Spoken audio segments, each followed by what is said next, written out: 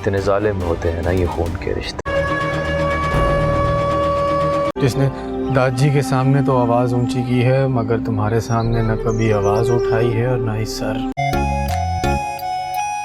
इंसान को कितना खुदगर्ज बना देते हैं। न एक दूसरे से उतनी मोहब्बत करते हैं जितनी तुम दादी ये मर्दों की जंग है, खून मांगती।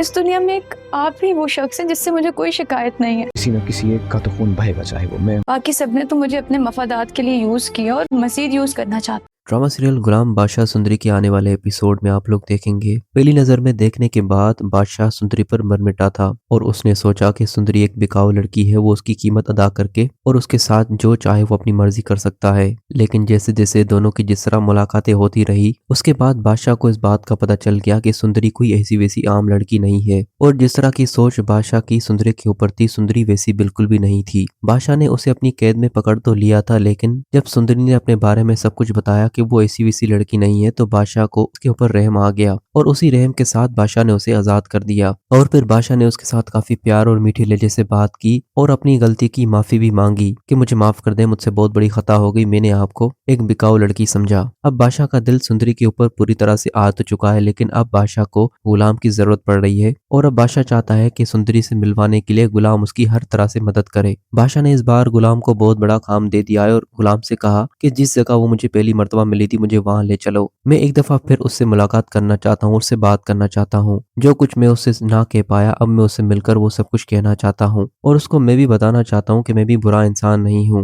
वो अब तक मेरे बारे में जो कुछ भी सोच रही है उसकी सोच को मैं उससे मिलकर बदलना चाहता हूँ। आखिरकार गुलाम भी बादशाह को ले ही गया सुंदरी से मिलवाने के लिए, लेकिन बीच रास्ते में बादशाह के बहुत सारे दुश्मन उनकी गाड़ी को घेर लेते हैं और फिर ऐसी सूरत में वो लोग अपनी जिस मंजिल को हासिल करने के लिए जा रहे होते हैं थोड़ी देर के लिए वो भूलकर और अपने दुश्मनों का सामना करने लगते हैं। यहाँ पर गुलाम ने तो कसम खा रखी है कि वो किसी भी सूरत बादशाह के ऊपर किसी भी तरह की तकलीफ आंच नहीं आने देगा। इस बार गुलाम अपने दोस्त बादशाह को बचाने की पूरी कोशिश करेगा अपने दुश्मनों से और रास्ते में इन दोनों की बहुत बड़ी जंग शुरू हो जाती है। वो दुश्मनों को निस्तो नाबूद करने के बाद वापस अपनी मंजिल की तरफ बढ़ जाते हैं। आखिर एक दफा फिर बादशाह सुंदरी को एक भरी महफिल में देख लेता है जहाँ पर बादशाह की भी मौजूदगी होती है और वहां पर सुंदरी भी आई हुई होती है अपनी दोस्त के साथ और सुंदरी अपनी दोस्त के साथ काफी खुश नजर आ रही होगी। वहां पर बादशाह भी मौजूद होगा और बादशाह सुंदरी को देखकर हैरान हो जाएगा कि जिसकी तलाश में मैं निकला था वो तो मुझे यहीं नजर आ गई।